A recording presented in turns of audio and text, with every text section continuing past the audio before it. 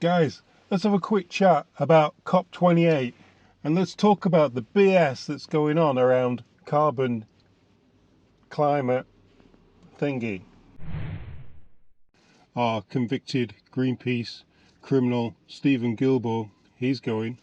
Apparently, although it's very hard to find information on this, don't know if you guys can find it, drop me a comment, but he's taken 800 Canadians with him on super jets. Everybody's arrived in Dubai or Emirates, wherever it is, on jets, big jets.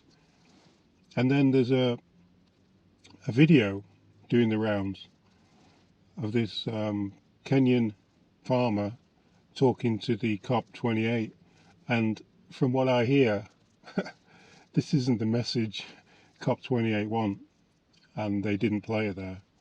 Here's the video. I have a message to the COP28, the UN COP28 meeting, which is going to happen in Saudi Arabia. And my message is, Africa needs fossil fuels. We need fossil fuels to better our lives. We need fossil fuels for economic development.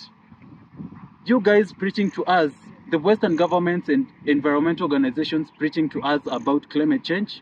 Climate change is not a big problem to Africans.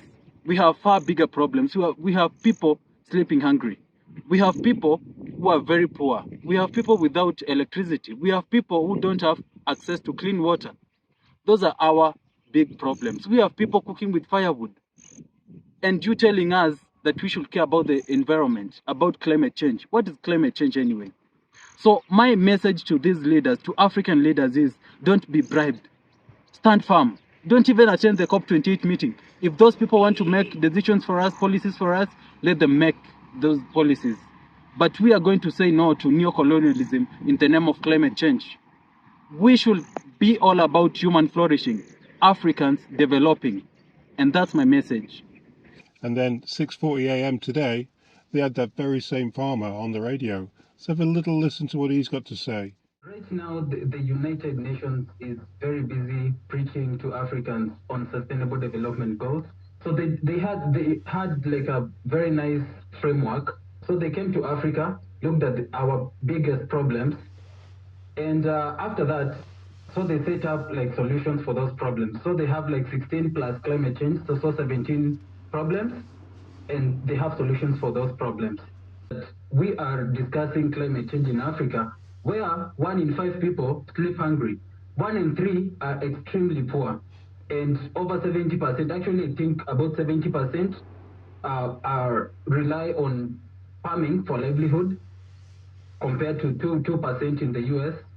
And these people cannot even afford clean cooking. We are using cow dung to cook. We are using charcoal to cook.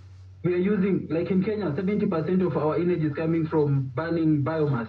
Biomass is basically firewood, charcoal, cow dung, and stuff like that, crop residue. It's so ridiculous. Well, there you go. These people, they're cooking with cow dung and sticks. They don't, half of them don't even have electric.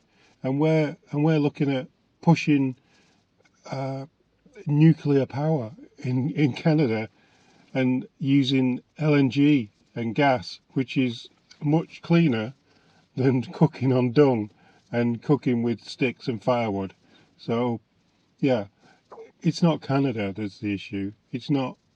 It's the big places like China, the USA, and stop pushing this agenda to the poorest people, because the poorest people are the ones who've got to pay for this. The rich people, you know what they do? You already know, but nobody wants to admit it. They pay to pollute. They pay like a carbon offset thing. Like that doesn't stop it. It just means that you pay to do it. Because you're rich, you can pay to do it.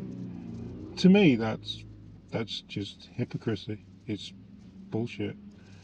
Anyway, till next time.